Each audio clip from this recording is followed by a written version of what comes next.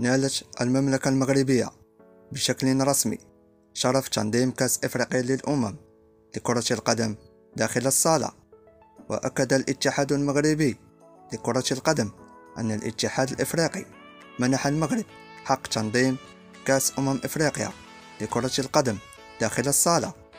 وستجرى النسخة القادمة من كأس إفريقيا لكرة القدم داخل القاعة في شهر أبريل المقبل، والمؤهلة لنهائيات كأس العالم في أوزبكستان 2024. وسبق للمغرب تنظيم كأس إفريقيا لكرة القدم داخل الصالة بمدينة العيون سنة 2020، والتي ظفر أسود الصالة بلقبها. وكان المغرب قد نال شرف تنظيم كأس إفريقيا لكرة القدم سنة 2025.